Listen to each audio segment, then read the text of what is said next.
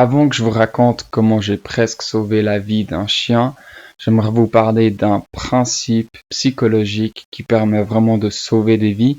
Donc écoutez-moi bien, c'est, je pense, une des seules choses dont je me souviens de mes cours de psychologie et ça m'a servi et je pense que ça peut vraiment faire la différence dans le cas d'urgence. Donc voilà le phénomène. Quand il y a par exemple un immeuble qui brûle, les gens ils s'amassent devant, mais c'est arrivé que personne n'appelle les secours. Ce même phénomène fait qu'on a plus de chances de se noyer dans une piscine où il y a beaucoup de monde que où il y a personne. En gros, il y a personne qui se sent responsable.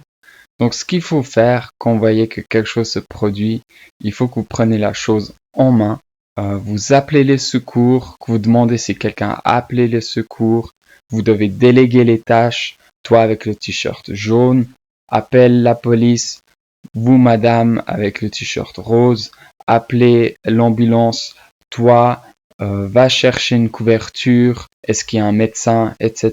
Mais c'est vraiment super important que vous preniez le leadership dans cette situation parce que ce qui se passe, c'est que les gens sont juste là et chacun croit que l'autre a déjà fait ou va faire. Donc revenons à mon histoire. Je suis en train de rentrer tranquille de mon travail et là j'entends une femme crier, hurler. Je me dis, je peux pas faire semblant comme si j'avais rien entendu.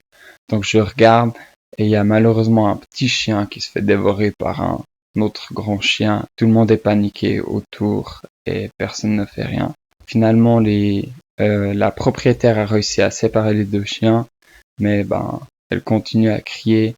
Du coup, moi, je demande si quelqu'un a appelé la police. Il n'y a personne qui l'a fait, donc j'appelle la police moi-même. La police ne sait pas quoi faire. Du coup, ils me disent de chercher un vétérinaire, ce que je fais. J'organise la voiture, je vais chercher un linge. Il y a un voisin qui m'a aidé. Finalement, on peut amener le chien chez le vétérinaire. Ils arrivent à stabiliser le petit chien. Malheureusement, le petit chien, après 2 jours, il décède.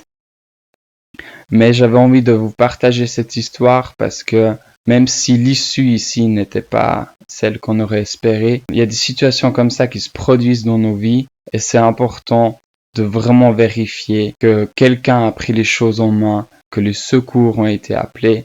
Là, c'est un chien, c'est très malheureux, mais dans une autre situation, ça peut être un enfant, un être humain, et c'est vraiment important qu'on réagisse. J'ai réfléchi aussi bibliquement à la question, j'ai réfléchi à Adam qui pêche avec sa femme. La première chose qu'il fait lorsque Dieu lui demande des comptes, il se décharge de sa responsabilité. Je crois que c'est vraiment quelque chose de très humain de se décharger de notre responsabilité, mais Dieu qui nous appelle à aimer notre prochain, Jésus nous appelle à aimer notre prochain, c'est prendre cette responsabilité, ce leadership pour le bien de notre prochain.